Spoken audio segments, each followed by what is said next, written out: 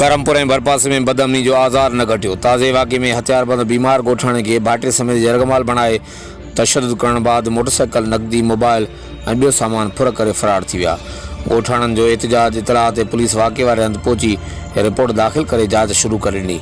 मिलियल ॼाण मूजिबि करमपुर ऐं भरपासे में बदअमनी जी सूरत में ॾाढ, रज़नी ऐं धाड़ा रोज़ जो मामूल बणियल आहिनि।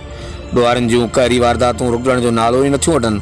ताज़े वाक़े में मोटरसाइकिल सवार टे नामालूम हथियारबंदनि ॻोठ मीर बगन खान बियाणी रवासी चङे मुड़ुस गुर्दनि जे मरीज़ ॻोठाणे रसूल बग जाफ़री खे पंहिंजे भाइटे अली मोहम्मद जाफ़री समेत हथियारनि जे ज़ोर ते यरगमाल बणाए सख़्त तशद्दुद करण बाद नई मांधाणी चौक वटि खरड़ो लिंक रोड तां 2021 CD मोटरसाइकिल, 10,000 रोक रक़म, मोबाइल ऐं ॿियो क़ीमती सामान फुर करे आसानी सां फ़रार थी विया। इतलाह ते अदई करमपुर पुलिस वाक़े वारे हंधि देर सां पहुती वाक़े ख़िलाफ़ ॻोठाणनि जो रसूल बग जाफ़री, वज़ीर अली जाफ़री, अली मोहम्मद जाफ़री ऐं ॿियनि जी अॻुवाणी में एहतजाज पुलिस जी नाअहली ऐं बदअमनी ख़िलाफ़ सख़्त नारेबाज़ी कंदे इंसाफ़ जो मुतालबो कयो। होॾां हदजी करमपुर पुलिस वाक़े वारे हंधि पहुची ॻोठाणनि खां वाक़े जा तफ़सील मालूम करे NC दाख़िल करे जांच शुरू करे ॾिनी। हर वक़्तु आगाहण लाइ ॾिसंदा रहो JTN वेब न्यूज़ करमपुर।